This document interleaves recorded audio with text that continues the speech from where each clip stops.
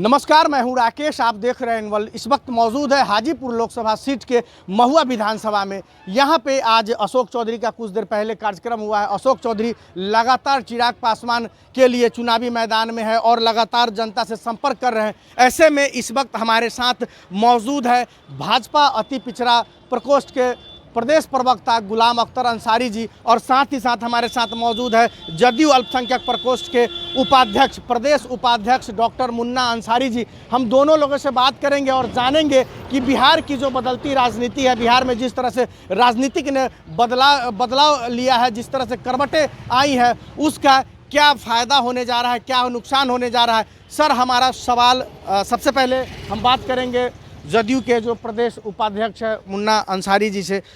इस बार क्या लगता है जो बिहार विधानसभा ये लोकसभा का जो चुनाव हो रहा है और उसमें चिराग पासवान के साथ आप लोग कितने मुस्तैदी से हैं, कितने दिल से हैं? सबसे पहले तो वर्ल्ड न्यूज़ चैनल को मेरी ओर से बहुत बहुत बधाई जी। कि आपने चिराग पासवान के बारे में जानना चाहा है हमसे। अभी तो आज आखिरी दिन है प्रचार प्रसार का, और प्रचार 3 बजे 4 बजे के बाद 4 बजे के बाद थम जाएगा संभवतः। बहुत अच्छी स्थिति में चिराग पासवान जी, और अभी कुछ मिनट पहले हम लोग कई कार्यक्रम करके हमारे साथ बिहार के मजबूत मंत्री आदरणीय अशोक चौधरी जी थे। हम लोग कई कार्यक्रम करके अभी उनको छोड़े हैं महुआ में। तो बहुत अच्छा माहौल है और भारी मतों से उनकी विजय होने जा रही है। अल्पसंख्यक समाज के लोग, क्योंकि पहले से स्वर्गीय रामविलास पासवान जी के साथ जब वो बीजेपी के साथ भी रहा करते थे, तब भी 30-35-40% मत उनको मिला करता था पहले भी, और इस बार भी बड़ी संख्या में अल्पसंख्यक समाज उनसे जुड़ा हुआ है और निश्चित रूप से अपना मतदान करने का उनके पक्ष में काम करेगा। लेकिन सर, एक सवाल यहाँ पे अहम सवाल ये है कि लोगों का मानना है, जो राजनीतिक पार्टी अन्य विचारधाराओं के जो लोग हैं उन लोगों का कहना है कि मुस्लिम का वोट हमेशा आरजेडी को ही जाता है और आरजेडी के अलावा वो कहीं नहीं जाएगा। मतलब इस बार उनका कहना है कि ये वोट आज भी राजद के साथ है, चिराग पासवान के साथ नहीं है। समय और परिस्थिति के हिसाब से परिस्थितियां बदलती रहती है, तो एक रथ रोक लेने का लाभ कितना दिन आप उठाइएगा? बहुत दिन इसका अल्पसंख्यक समाज के लोगों ने आपको बहुत दिन फ़ायदा दे दिया। हुकूमत और सियासत में हर आदमी अपना हिस्सेदारी खोजता है, और अभी जो जनगणना हुआ है उससे जो लोग सोए हुए थे उनकी भी नींद खुल गई है, और वह भी 18% में अपना हिस्सेदारी टटोल रहे हैं। और ख़ास तौर से जो अत्यंत पिछड़ा समाज के मुसलमान हैं, जो पसमानदा तबकात के मुसलमान हैं, जिनकी आबादी बिहार में 14% है। 2 टिकट तो दिया राजद, ये बात जरूर है, लेकिन किसको दिया? आपने स्वर्ण मुस्लिम को, अपने स्वर्ण मुस्लिम को देने का काम किया। लेकिन जो आपका कैडर वोटर है, स्वर्ण मुस्लिम तो इधर उधर भी हो जाता है, ये कहने की आवश्यकता नहीं है, लेकिन जो सिर्फ फुटबॉल करता है भाई भाई में वोट के लिए, अत्यंत पिछड़ा मुस्लिम, पसमानदा मुस्लिम, अंसारी समाज के लोग, हवारी कवारी, बक्को नट दुनिया है ना, ख्वाजा मंसूरी, जो आपके लिए खून पसीना बूथ पर दिन भर खड़ा रहता है, आपने उसको क्या दिया है? आप सिर्फ ये कह के कि बीजेपी आएगा तो तुमको जीने नहीं देगा। बीजेपी के साथ भी तो माननीय मुख्यमंत्री, आदरणीय मुख्यमंत्री बहुत दिनों तक इस प्रदेश में हुकूमत किया है। क्या कभी कोई दंगा हो गया है क्या? और मुसलमानों के लिए आदरणीय नीतीश कुमार जी ने जो काम किया, हमको नहीं लगता कि आज़ादी के बाद अल्पसंख्यक के लिए इतनी योजनाओं देने का काम किसी मुख्यमंत्री ने किया हो। सर, वो फ़ायदा मिल पाएगा इस बार? क्या बिल्कुल मिलेगा। जब तक बिहार के मुखिया आदरणीय नीतीश कुमार जी है, निश्चित रूप से ये फ़ायदा मिलता है और मिलता रहेगा। नीतीश कुमार उस व्यक्ति का नाम है जो किसी चीज़ से समझौता नहीं किया, किसी गलत चीज़ से समझौता नहीं किया, कभी नहीं। चाहे उनका मंत्री भी रहा है, अगर वह नाजायज़ पाए गए, दोषी पाए गए, तो उनको भी सज़ा दिया गया है। जी बिल्कुल। ये मुन्ना अंसारी जी हैं जो जदयू के प्रदेश उपाध्यक्ष है। हम आपसे बात करेंगे। हमारे साथ भाजपा के प्रदेश प्रवक्ता अल्पसंख्यक प्रकोष्ठ के अति पिछड़ा प्रकोष्ठ के प्रदेश प्रवक्ता डॉक्टर गुलाम अख्तर अंसारी जी है। सर, क्या लगता है इस बार जैसे आरजेडी की तरफ से 2 मुस्लिम को टिकट दिया गया है, भाजपा की तरफ से नहीं दिया गया, क्या कहेंगे? देखिए, आरजेडी की तरफ से जो 2 मुस्लिम को टिकट दिया गया वो लॉलीपॉप है। अभी हमारे बड़े भैया ने बताया कि मुसलमानों की संख्या जातीय जनगणना से पता चल गया है 18%, और उनमें 14% हमें 14% को कहाँ मिला? वोट तो आरजेडी को ये 14% 100% देता है। 14% जो पिछड़ा है उनको तो एक भी नहीं दिया। नहीं तो सर वही 2 लॉलीपॉप में से एक आध भाजपा की तरफ से भी मिलना चाहिए तो था। भाजपा के बारे में तो ये कहा जाता है कि वो आ गया, उसे भागो भागो, जला देगा। भाजपा में आप रहिएगा तब न मिलेगा। नहीं, शाहनवाज हुसैन है ना।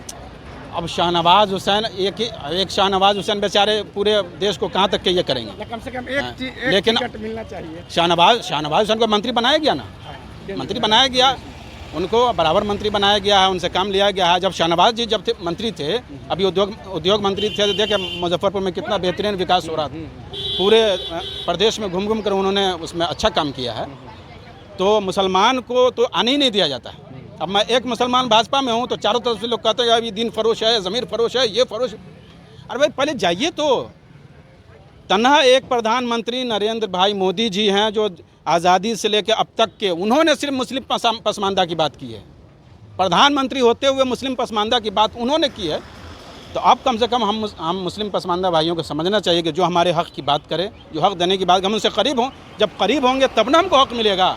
हमको तो पहले ही भगा दिया जाता है, और आरजेडी से नहीं, बीजेपी से भागो भागो भागो, वो खा जाएगा। 10 साल से तो है हुकूमत है ना, कहाँ किसी मुसलमान का कुछ हो गया, बल्कि फ़ायदा हुआ। मैं आपको बताऊंगा, आप यूपीएससी में देख लीजिए, पहले जो रिज़ल्ट आया करता था कांग्रेस के ज़माने में यूपीएससी का, वो मुसलमानों का, और अभी का रिज़ल्ट में बहुत फ़र्क है।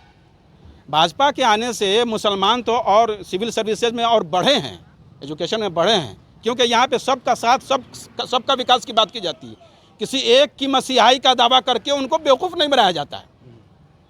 सबका काम होता है, हमारा भी काम हुआ है। तो इसलिए मुसलमान, ख़ास तौर से पसमानदा मुसलमान अब समझ गए हैं कि कौन हमको खुद को सुरक्षित भी मान रहे हैं भाजपा के साथ। बिल्कुल सुरक्षित हैं। आप हमारे चेहरा कला प्रखंड में जाके देख लीजिए, एक एक अंसारी समुदाय बोले, एकदम चिराग बिल्कुल बोलेगा कि इस बार चिराग पासवान को वोट देंगे, क्योंकि नरेंद्र भाई मोदी के नेतृत्व में वो चल रहे हैं। मतलब नरेंद्र भाई मोदी के नाम पर जो पासमानदा मुसलमान समाज के लोग हैं वो वोट करेंगे। बिल्कुल वोट करेंगे, क्योंकि हमारे हक की बात वो कर रहे हैं तो वही करेंगे। अच्छा, रामविलास पासवान के बेटा है चिराग पासवान, इसका उनको कितना फ़ायदा होने जा रहा है? देखिए, बेटा होने से कुछ नहीं होता। बेटा तो वैसे और भी नेता के बेटा हैं, है ना, लेकिन लोग समझते हैं कि किसके अंदर क्या क्वालिटी है। चिराग पासवान जी एक सभ्य व्यक्ति हैं, पढ़े लिखे हैं, उनका भाषण सुनिए और दूसरे लोगों का भाषण सुनिए। आप ये जो हैं आरजेडी के हैं तेजस्वी जी, इनका भाषण सुनिए, इनका भाषण सुनिए, तरबूजा और तजुर्बा में हाँ समझ में आएगा तजुर्बा और तरबूजा में फ़र्क क्या है। तो एक सभ्य व्यक्ति हैं, एक नपा तुला बोलते हैं, हर जाति हर धर्म के लोगों को सामने रख कर सबके हित की बात करते हैं चिराग पासवान जी। तो इसलिए लोग समझ रहे हैं। तो इसलिए उनके पिताजी ने जो ज़मीन हमवार किया, उसी मार्गदर्शन पर ये काम कर रहे हैं। जैसे उनके पिताजी एक विकास पुरुष थे, उसी पे ये कर रहे हैं, ये भी विकास पुरुष है। देखिए इस बार बिल्कुल रिकॉर्ड तोड़ वोटों से जीतेंगे वो चिराग पासवान जी। बिल्कुल। एक सवाल यहाँ पे थोड़ा सा अहम इसलिए हो जाता है कि जब विधानसभा चुनाव में चिराग पासवान ने जदयू के खिलाफ में अपने प्रत्याशी उतारे थे, जिसके वजह से नीतीश कुमार के 73 सीट से 43 सीट पर आ गया था, तो क्या वो कहीं प्रभाव दिख रहा है क्षेत्र में? नहीं, उसका कोई प्रभाव नहीं। देखिए, राजनीति में कुछ उथल पुथल होता रहता है, कभी किसी गठबंधन में रहते हैं, कभी नहीं रहते हैं। तो वो आशीर्वाद तो दिया ही है ना, मुख्यमंत्री जी ने आशीर्वाद दिया है। अभी वो जाफराबाद में प्रोग्राम हुआ, उसमें हम भी थे, वो आशीर्वाद दिया उन्होंने। लेकिन तेजस्वी जी नीतीश कुमार जी का तो आशीर्वाद लेने में सफल रहे, लेकिन अपने चाचा का आशीर्वाद नहीं ले पाए, क्या कहेंगे इस पर? अब देखिए, अब ये तो उन्हीं से सवाल कीजिए, चाचा जी से। कि चाचा जी से उन्होंने आशीर्वाद क्यों नहीं लिया? जी है नहीं। वैसे नीतीश कुमार विकास पुरुष हैं जी। वैसे चिराग पासवान को आप किस रूप में देखते हैं? चिराग पासवान एक युवा नेता है, बेहतरीन नेता है, बल्कि हमारे प्रदेश का जो भविष्य उन्हीं में निहित है। तो उनको तो बिल्कुल ये जैसा कि आप देख रहे हैं, ये गुलाम अख्तर साहब है, जिन्होंने अपनी स्पष्ट और बेबाक तरीके से अपनी बात रखी। बिहार में लोकसभा चुनाव है, एकदम बिल्कुल समय नज़दीक आ चुका है, और ऐसे में जितने भी राजनीतिक दल के लोग हैं, सभी लोग अपने अपने प्रत्याशी को जिताने में लगे हुए हैं। यहाँ पे जो एनडीए गठबंधन है, एनडीए गठबंधन के जितने भी घटक दल है उनके सभी नेता ज़मीनी स्तर पे ज़मीन पे आकर के काम कर रहे हैं और अपने जो प्रत्याशी है चिराग पासवान उनके लिए वो काम करते दिख रहे हैं, नज़र आ रहे हैं। लेकिन इसके साथ ही साथ जो राजद की तरफ से जो प्रत्याशी बनाए गए हैं उनके लिए भी जो उनके कार्यकर्ता है, घटक दल के लोग हैं, वो लोग भी ज़मीनी स्तर पे काम करते दिख रहे हैं। लड़ाई इस बार ज़बरदस्त कांटे की है। देखना है कि चिराग पासवान और शिवचंद्र राम सहित अन्य लोगों में से जनता किसे अपना हाजीपुर का सांसद चुनती है। कैमरामैन अजय के साथ राकेश कुमार की रिपोर्ट।